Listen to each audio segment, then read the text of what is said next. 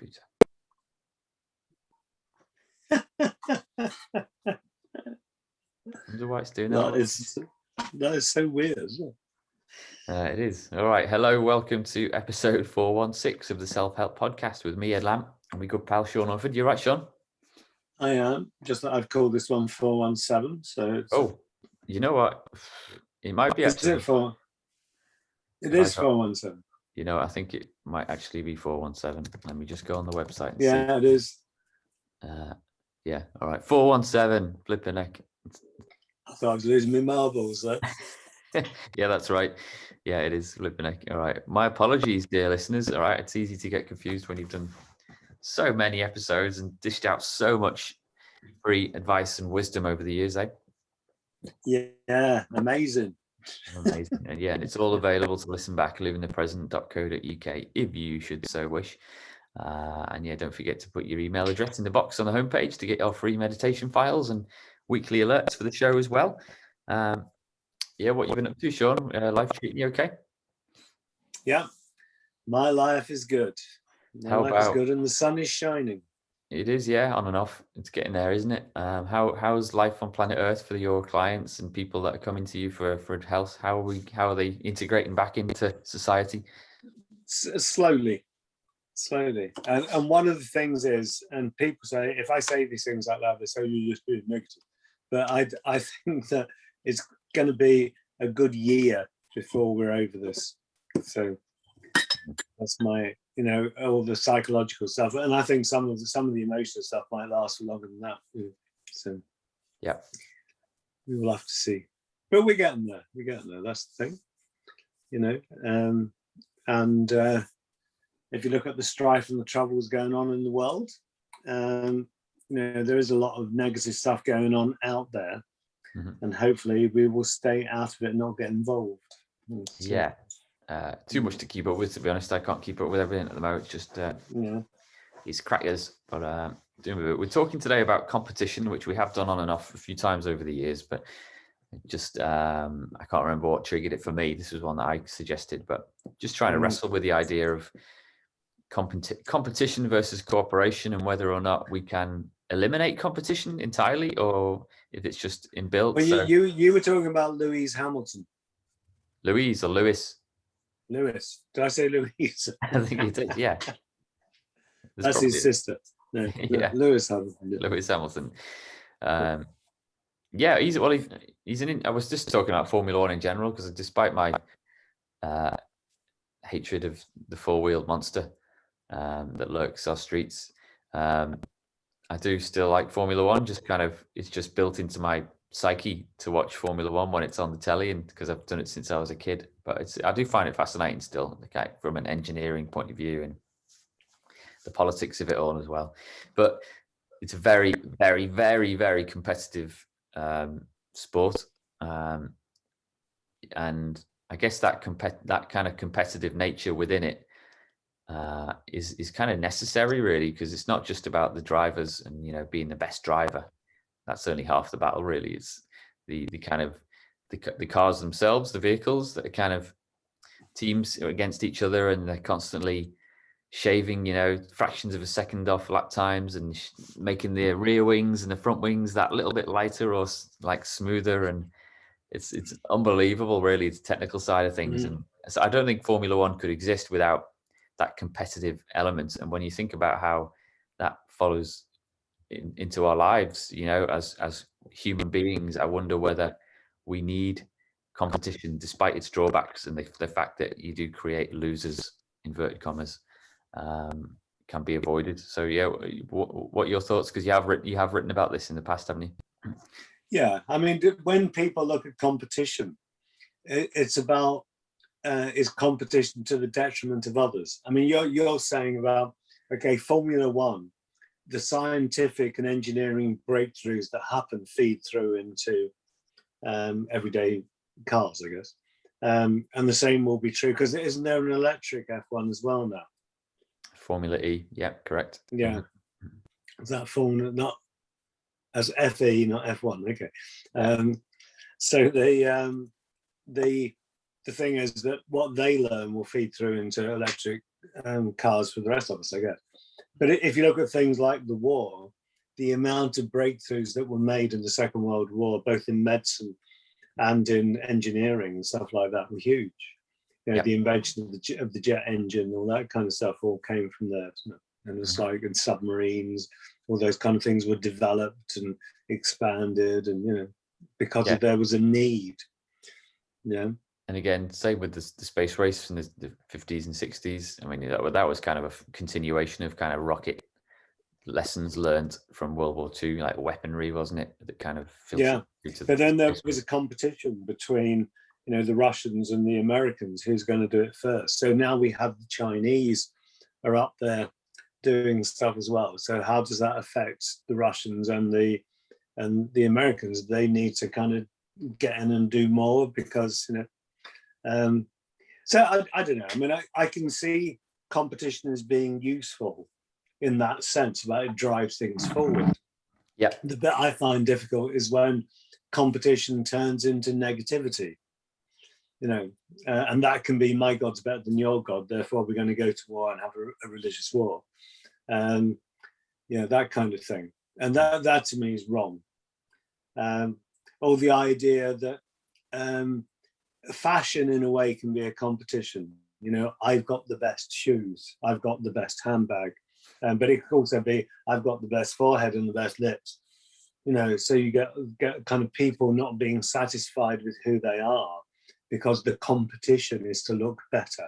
And to me, that's all really kind of negative stuff. I don't like all that bit about the competition, you know. Yeah, I mean, how do you even start to counter stuff like that? Because I would agree, you know, and like the level, I don't know, the level of effort that mainly, I guess, ladies go to kind of make themselves look good, inverted commas, especially young girls that kind of, you know, when I was 18, 19 and started going out into Liverpool for a night out, you know, we all kind of try and do our best to kind of look the part. And it seems to kind of reach quite extreme levels recently, like judging by some of the sites I've seen out and about in terms of, that perfect set of lips and eyes and eyelashes. I don't know if lads these days find that attractive, or they're kind of just kind of looking at each other going, what's going on there? But yeah, it's that kind of, I guess there is a sense of competition there, isn't there? Yeah, and to me, that's not good competition. You know, the idea that it's okay to be who you are, whether you're short, fat, tall, thin, whatever, you know, if you can be okay with who you are, rather than looking at the person next to you. I've seen it in yoga classes where people are supposed to be chilling out and someone's trying to get into position. They're watching the person next to them and they're kind of forcing themselves to do it more and actually putting more tension into their system rather than taking it out, you know. And that to me, that's madness. Yeah. I mean, in terms of go on. No, I was going to say the family here are all football freaks, and they shout and scream at the screen, you know, get it in, really, all this kind of stuff, and get really angry, you know, if one lot win and the other, because this lot are both red and blue, you know, so whoever wins, someone's going to be unhappy, and that's one of the stupid things about competition for me, is more people end up unhappy than happy. I don't get it, you know. And obviously it makes sense to lots of people because they do it. Yeah, I mean, there is, in terms of like down to a cellular level, there is a level of competition in the evolution of creatures on planet Earth, isn't there? Not just humans, but you know, every living organism has outcompeted, you know, a certain other organism to kind of be that dominant species. You know, like I have a bit of a disagreement with that. I think that you can look at evolution that way, but you can also look at evolution as cooperation. You know, it's like your gut is full of loads and loads of bacteria that all have the ability to be themselves, but they decide to come and live in your gut because they work with us. So we take probiotics to feed those bacteria because we want good bacteria, not bad bacteria, all that kind of stuff. And we evolve together. And like most of the things on the planet evolve together. So one of my things always is, we evolved particularly with rats, pigs, and dogs. And the common thing that we all have is we'll all eat anything. Yeah. We're not specialized, we'll eat anything to survive. Yeah. Whereas if you look at more specific things, like a hummingbird can only get their nectar from a particular flower, because the flower and the hummingbird have evolved together to serve each other's needs. And that's cooperation, that's not competition. Mm. Yeah. I think competition is a human thing about, let's burn down the forest, sod the animals because we're better than they are. And we have the right to go in and take their homes and there because we are, top of the tree. Mm. Yeah. And one of the problems is, as soon as someone sees themselves as being top of the tree, everybody else is below them. They're beneath them, aren't they? And if you burn the tree down, yeah, you're in trouble, aren't you? If you one day you'll run out of trees, which is where we're headed. Yeah, really. yeah. But if you look at someone like Trumpy, who I imagine saw himself or sees himself as the top of a tree, and that he can demand that other people do things like a monarch, because I am the top. I in the terms of the competition, I am the top. Mm. Everything else is beneath me. Yeah. And to me, that's all very, very wrong. Yeah. I mean, we've had vaccines rolled out in the last 6 months or so, haven't we? And there was obviously, as soon as this virus poked its head above the water, there was a mad dash to find a fix for it. And there was various fixes, obviously, one of which is kind of stopping the transmission by, stopping people meeting, which is reasonably successful, depending on your viewpoint. And then the second is that kind of the vaccine, the medicine that you inject. And there was a huge amount of competition, I assume, to be the first to get there, and there will have been huge economic incentives dished out by governments to be the first. So is that a case where competition is a healthy thing for it to kind of get things going, or how do you view that? But wouldn't it have been nice if people's competitive drive was because they wanted to save humanity rather than they wanted to put money in the bank? You know what I mean? So, yes, there may be a competitive situation, but what's the driver behind it? Do I want to be first because I want to clean up and get all the dosh? Or do I want to be first because I want to help save humanity? And that's the thing. It's like most competition is negatively based. Mm. I didn't read that much about it, but there was a guy, wasn't there? And I think it was a husband and wife team that owned one of the vaccine companies. It might have been Pfizer, I'm not sure, but he seemed like he's a billionaire, but quite down to earth, and he still cycles to work and stuff like that. And he didn't seem to be that money motivated for the vaccine. He seemed to be wanting to do it to kind of, to find a solution so that people can see their families again, that kind of thing. So yeah. And that to me is a positive competitive drive. I want to achieve this so that, so what? So that I can have a bigger yacht or more money in the bank, or is it so that the world can be a better place? What is it that it's about? And I guess that an F1 or an FE race is a kind of fairly benevolent kind of competitive process. People aren't getting killed in the process. You could say that they used the track and they took out habitat for the wild and they're putting nasty chemicals. You could say all that kind of stuff. But in terms of human beings, from a competitive point of view, it's fairly kind of neutral. And that's very different to wanting to have the biggest bomb. There was a thing in the Imperial War Museum in London where there were two bombs beside each other, obviously deactivated bombs, but one was, this is the biggest bomb that the Germans ever dropped, and then next to it was a bomb that was like 3 or 4 times the size. This is the biggest bomb that the Allies ever dropped. That kind of thing. So and everyone's going, yeah, well, yeah, showed them there, didn't we? That kind of stuff. We could kill more of them than they could kill of us. Is that a good competition? And it's like that. They used to call it MAD, mutual assured destruction. Our nuclear arsenal will take you lot out, but in the process, we take us out as well. It's like mutually assured we're all going to die. Yeah. Well, that's the thesis of the Dr. Strangelove. You ever seen that movie? Yeah. Yeah. Yeah. Gentlemen, you can't fight in here. This is the war room. Lovely. Mate, I Yeah. haven't seen that in years. What a film that was. But yeah, that's it. It's the kind of idea that we kind of, no one wins. We all die, or no one dies, or we all die. That kind of thing. But Yeah. Yeah. there's a couple of blog posts I'm going to link to in the show notes. One of which is talking about how life with competition is life without progress, which is quite a bullshit article, which is worth reading for that point of view. And then there's another one which talks about 8 reasons why people without heart compete. Oh no, that's not right. Hang on, let me just pull up the article again, because it's quite an interesting one. Lifehack.org. Why people without a heart to compete are the rivals you can't underestimate.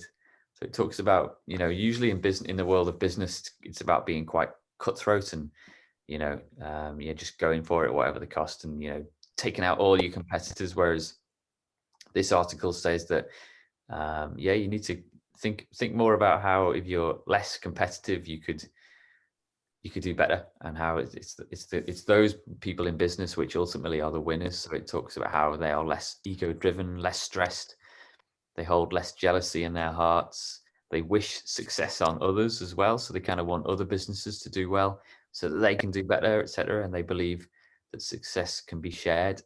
And yeah, that kind of calmer, more mindful outlook on life can lead to kind of success for everyone, or a greater number of people at least. Mm. Yeah. Yeah. So my thing about, if we all look after each other, we're all going to be okay.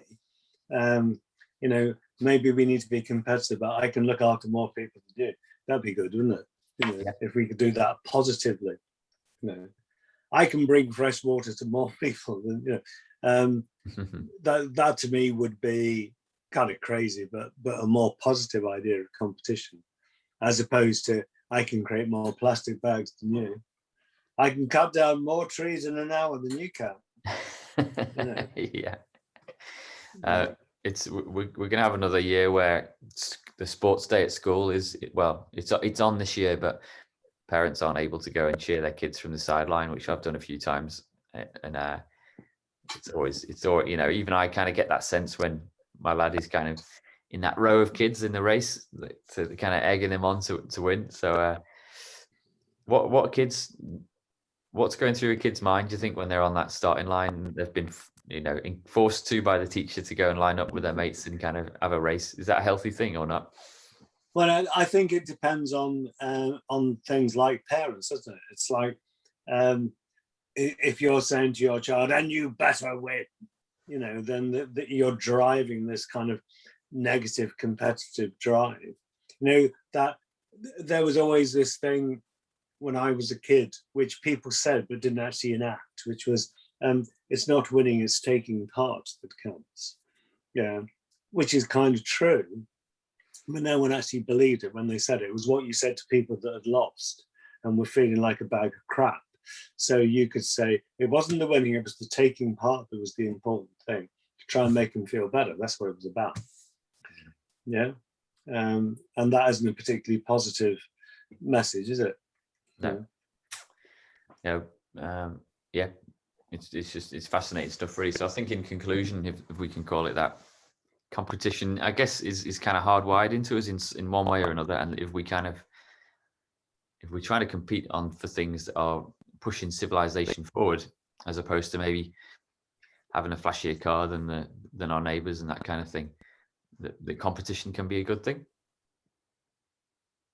Yeah, but I think I told you a couple of episodes ago about people I'd worked with who were in a state of distress because they were the only people in their road that only had one car and everybody else had two. And they were feeling really sort of socially deprived by this because they couldn't afford another car. And they stuck out like a sore thumb, and everybody knew that they were just poor and pathetic. We've got some neighbors they've got 3 cars now, even though we don't, none of us have driveways.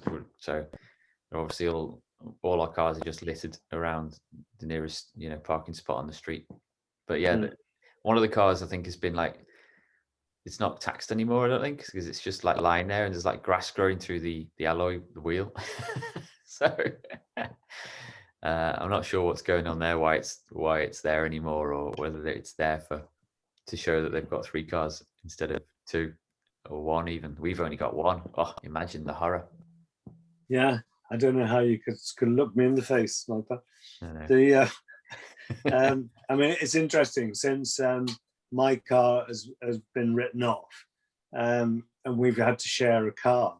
I haven't really missed having a vehicle because the vehicle is always there when I need it to go and do what I need to do. So maybe we'll end up where we just use the camper van as our car between us. Maybe, I don't know. Maybe. Yeah, well, we'll see. I won't go into that, but yeah, interesting times. What's your resource, Sean? Meditation, I think, is it? Yeah. It's like turn down the volume. Like when everything is kind of full blast, go, gotta stop. And the easiest way to stop is to meditate, whether you use Headspace or Calm or any of the apps. Just spend some time every day just stopping. And it's like resetting your system so that the things that are driving you forward with such a frenzy just calm down and it relaxes. So then you can see the world through the other end of the telescope. It's just a bit easier. Cool. All right. But I think it takes a bit of time to be able to meditate. But if you're competitive, you could have a competition with yourself to see how many minutes you could sit. Yeah, blimey. All right, cool. I'll link to. Well, I was going to say people can download our free meditation files, can't they, by sticking their email address in the box. So, but if you book up for something like Headspace, then it goes on forever, doesn't it? Yeah. All right. Because there's a competition in the meditation apps world, isn't there? As to who's got the best app and has the most followers, and there is indeed. Yeah, calm.com used to be one I used to follow and keep an eye on. Interesting. Cool. I'll link to a movie called Moneyball, which is a Brad Pitt film about a guy, a manager of an American football team.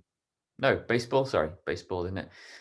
And he tried to compete on different terms, so he had a very different idea of how to win at baseball, and it was much more kind of maths based, and he kind of selected all these players that everyone thought were like really rubbish, cheap players that no other team wanted, and he put this motley crew of players that fit together perfectly and made this team that no one else had spotted. So yeah, it's a really cool film. So won the day just to cool. All right, Sean. That sounds good. All done. Yeah, that is cool. You have a good week, and I'll catch up with you next time, eh? Yeah, you take care. See you later. See you now. Bye.